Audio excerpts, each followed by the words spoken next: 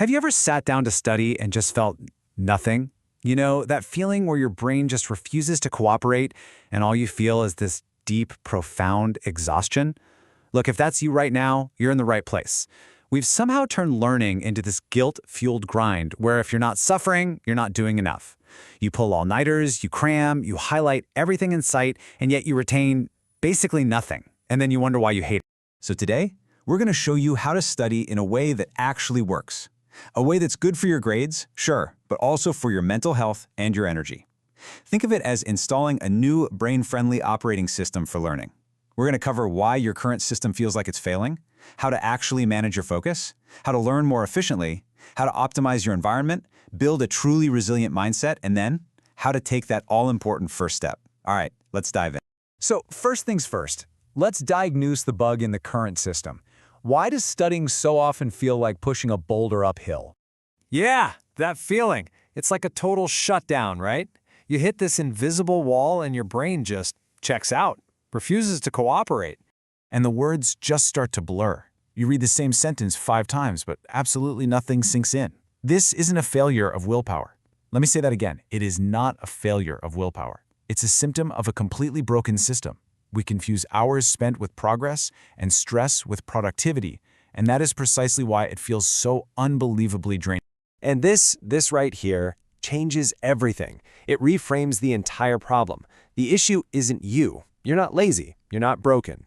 It's that most of us were taught to study in ways that literally work against our brain's natural wiring. So the key is to stop fighting our own biology and install a new system, one that actually works with it. And that new system, well, it starts by mastering the 2 most valuable resources you have, your time and your attention. So let's look at how to do that effectively. First things first, stop trying to study for 6 hours straight. Your brain just wasn't designed for that kind of marathon. Attention isn't an infinite resource, it's a muscle, and it gets tired. The Pomodoro Technique is the first piece of software in our new OS because it honors your brain's natural rhythm, intense focus followed by rest. I know, it sounds almost too simple, but it is so powerful. 25 minutes of pure, deep focus will beat 3 hours of half-focused, phone-scrolling studying every single time. And here's the magic part. When you know a break is just around the corner, it's so much easier to stay locked in. You're not trying to white-knuckle it for hours, you're just sprinting, then resting. That's how you make progress sustainable. And let's talk about the biggest lie we've all been sold, multitasking. You think you're studying while also checking Instagram, but what your brain is actually doing is switching tasks back and forth really fast. It takes about 20 minutes to get into a state of deep focus, and if you interrupt yourself every 5 minutes with a notification, you never ever actually get there. So commit, one thing at a time. Okay, so we've got our time under control. Now let's make sure that focused time actually counts for something. This section is all about the core learning strategies of our new system, the ones that help you retain way more, often by doing less. Please, stop just rereading your notes over and over again. I know it feels productive, but it's one of the least effective ways to actually learn. Rereading builds recognition. The material looks familiar, which your brain mistakes for understanding. But what you need on test day isn't recognition, it's recall, the ability to pull information out of your brain without any cues. It's like a workout, right? You don't get stronger by watching someone else lift weights, you get stronger by lifting them yourself. Active recall is you lifting the weights. Along with that, we have to kill the all-nighter. Cramming might get you through a single test, but I guarantee you, a week later, that information is gone. Poof. Your brain needs time to build strong connections. So instead of studying something once for 5 hours, try studying it 5 times for 1 hour each, spread out over a few days or weeks. Think of it like watering a plant. You don't just drown it with water once and hope for the best. You water it a little bit, regularly, and that's how it grows strong. Okay, this next one is an absolute game changer. It's called the Feynman Technique. Just pick a topic and explain it out loud as if you were teaching it to a 5-year-old. No jargon, no complicated words, just simple terms. The moment you get stuck or have to use a fancy word, boom, you've just found a gap in your own understanding. Teaching forces clarity. You can't fake your way through a simple explanation. And when you know it well enough to teach it simply, you've locked it in for good. You know, it's funny. Most of us study completely backwards. We spend hours perfecting the stuff we already kind of know because it feels good, and we avoid our weak spots. The layering method flips that on its head. First, you do a quick skim, just to get the big picture and identify what's hard for you. Then, for your second pass, you focus only on that hard stuff. You wrestle with it. Finally, you test yourself on everything. You have to face the difficult parts first. That's where all the real growth happens. All right, we've got the mental software installed, but you can't run great software on bad hardware, right? Your external world, your physical body, it all matters just as much. Let's talk about optimizing your physical system for learning. Look around you. Your environment is either your biggest ally or your biggest enemy. There is no in between. You cannot expect deep focus if you're trying to study in your bed, a place your brain associates with sleep. Change your location. Go to a library, a coffee shop, a different room, and put your phone in another room. I don't mean on silent, I mean in a physically different room. Just seeing it is enough to pull your attention away. And try building a small pre-study ritual, like making a cup of tea. It's a simple signal to your brain that says, okay, it's time to work now.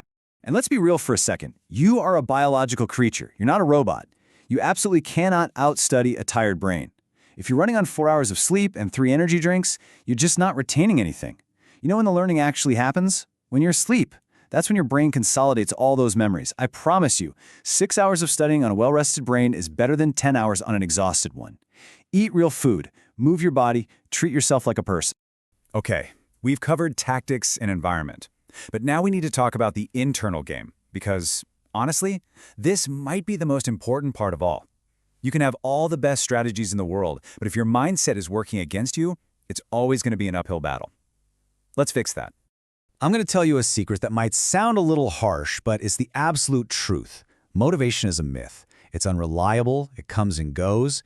If you wait to feel motivated before you start studying, you'll be waiting forever. Some days you'll feel it, most days you won't.